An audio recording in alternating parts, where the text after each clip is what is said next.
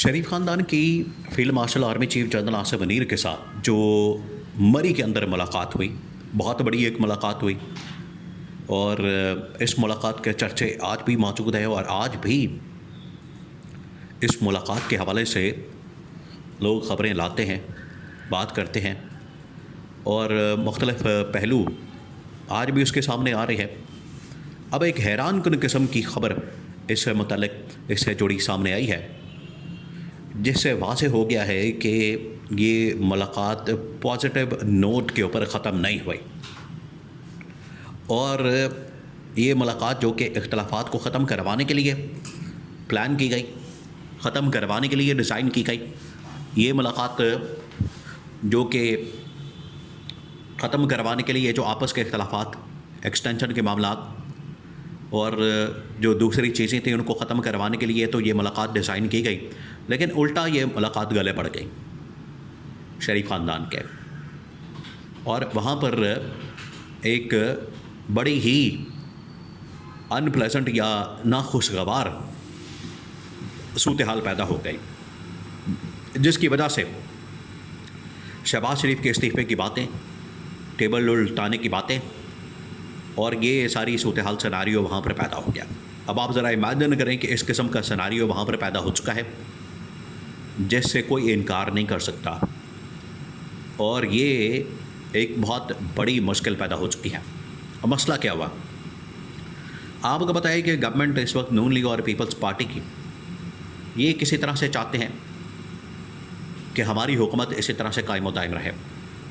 असल में तो ये नून लीग का मतमा नज़र है, नून लीग का मिशन है और नून लीग ये चाहती है कि हम किसी तरह से अपनी ये जो हुकूमत है कायम दायम रखें, क्योंकि पीपल्स पार्टी के दम पर या पीपल्स पार्टी की वजह से, उनके वोटों की वजह से ये गवर्नमेंट कायम है, हुकूमत खड़ी है अपने पैरों के ऊपर, वरना ये हुकूमत कायम ही नहीं रह सकती, बरकरार ही नहीं रह सकती।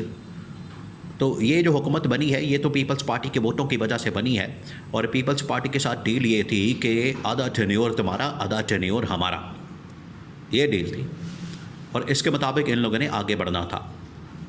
लेकिन क्योंकि इसके अंदर अब ये पीपल्स पार्टी को अकोमोडेशन नज़र नहीं आ रही, पीपल्स पार्टी को ये लग रहा है कि अब हमारी यहाँ पर जगह नहीं बन रही और नून लीग शहबाज शरीफ के बाद मरियम नवाज़ को वज़ीर-ए-आज़म बनाने के चक्कर में फिर रहे हैं, वरना ये तो बिलावल भुट्टो की बारी लगने वाली थी कि बिलावल भुट्टो ने वज़ीर-ए-आज़म बनना था, बिलावल भुट्टो ने अगली बारी लेनी थी बतौर वज़ीर-ए-आज़म की। ये तो बीच में से नून लीग शहबाज शरीफ को रिप्लेस करके हटा के तो उसके जगह मरियम नवाज़ को ये लाना चाह रहे हैं।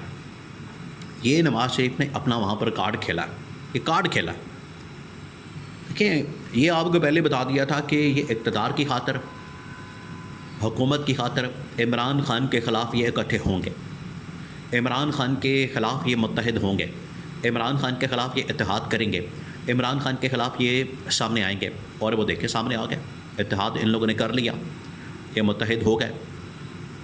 और वो जो इत्तेहाद है, वो जो इनका आपस में मिलना है, वो इस बात का सबूत है कि ये इमरान ख़ान की मुखालफत में, इमरान ख़ान के ख़िलाफ़ इत्तेहाद करके जुड़े हैं। अदरवाइज़ ये आपस में बैठ ही नहीं सकते, ना नज़रियाती तौर पर, ना सियासी तौर पर, ना किसी और तरह से इनका आपस में कुछ ताल्लुक़ वास्ता बनता है या रिश्ता बनता है। ये बन ही नहीं सकते, ये जगह पर आ ही नहीं सकते। इस वजह से इनके आपस के मसाइल जो हैं वो बहुत बड़ा एक इशू है। अब आ जाएँ इस बात के ऊपर कि वहाँ पर डील क्या हुआ है, मुकम्मका क्या हुआ है, इनके दरमियान कोई सेटिंग हुई है, इनके दरमियान कोई मामला हुआ है या सिर्फ बातों की हद तक ही अभी तक ये चल रहा है। तो मंसूबा ये था कि नून लीग वहाँ पर जाएगी, नून लीग अपना मंसूबा प्रेजेंट करेगी फील्ड मार्शल के सामने एक्सटेंशन के हवाले से कि हम एक्सटेंशन आपको देते हैं और एक्सटेंशन के बदले में आप हुकूमत के लिए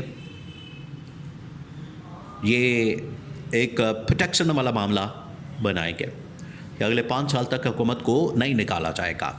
हुकूमत की तो डिमांड ये असल में नून लीग की डिमांड है। पीपल्स पार्टी को अभी इस मामले में ऑन बोर्ड नहीं लिया जा रहा। पीपल्स पार्टी इसके ऊपर बड़ी तहफ़्फ़ुज़ात का इजहार कर रही है। आजकल आप देखें पीपल्स पार्टी बिल्कुल अपने आप को अलहदा कर चुकी है, सिर्फ अमली तौर पर प्रैक्टिकली उसका ऐलान होना बाकी है, अदरवाइज़ वो अपने आप को बिल्कुल अलहदा कर चुकी है और वो इनके साथ नहीं है। ना इनके साथ है, ना बैठने को तैयार है, ना इनके साथ चलने को तैयार है, ना काम करने को तैयार है, ना इनके साथ आगे मज़ीद किसी भी मामले के ऊपर। आप देखें तरमीम का मामला इसी वजह से डिले हो गया, वरना वो तो आई खड़ी थी। जब मखसूस नशस्तें इनको मिल गई, 2/3 मेजॉरिटी इनको हासिल हो गई, तो उसके बाद तो पीछे कोई बात नहीं बची, पीछे कोई वजह नहीं बची कि ये लोग ना करें।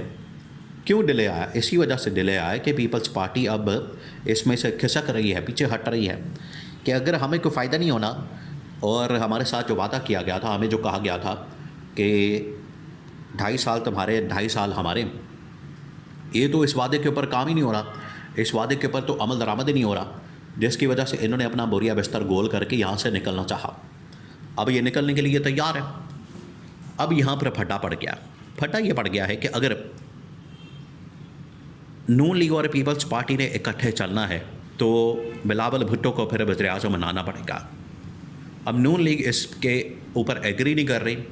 नून लीग चाहती है कि अगर हमने फील्ड मार्शल को एक्सटेंशन देनी है तो वो हमें बदले में नवाज शरीफ को नहीं तो कम से कम मरियम नवाज़ को वज़ीर आज़म बनाए, और ये सारा कार्ड होल्ड किसके हाथ में है? नवाज शरीफ के हाथ में है।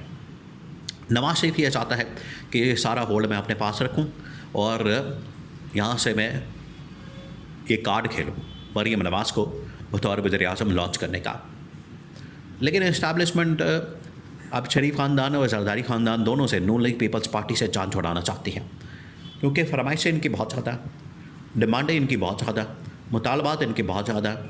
ये जिस तरीके से मुतालबात रखते हैं, फरमाइशें रखते हैं, ये इतने ज़्यादा है कि इनसे अब जान छुड़ाना बेहतर है। मज़ीद इनका बोझ जो है, बर्डन जो है, वो बर्दाश्त नहीं किया जा सकता। इसी वजह से एक टाइम के ऊपर आप हफ्ता 10 दिन पहले, 15 दिन पहले, महीना पहले की एक ऑप्शन फ्लोट की गई थी मार्केट के अंदर के बजाय नून लीग और पीपल्स पार्टी को सपोर्ट करने के, इनकी हिमायत करने के, आप एक ऑप्शन निकालें, वो ये कि मोहसिन नकवी को बतौर वज़ीर आज़म लॉन्च कर दिया जाए, मोहसिन नकवी को वज़ीर आज़म बना दिया जाए और उसके ज़रिए से एक्सटेंशन ले ली जाए।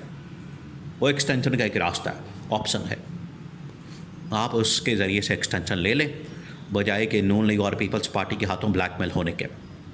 एक रास्ता था जो कि अब इसके ऊपर काम हो रहा है। तो अगर शहबाज शरीफ ने इसी वजह से वहाँ पर अपना इस्तीफ़ा पेश कर दिया, उसने कहा कि अगर मोहसिन नकवी के ज़रिए से आपने एक्सटेंशन लेनी है तो ये पड़ा मेरा इस्तीफ़ा, इसके ऊपर बड़ी तू मैं हो गई।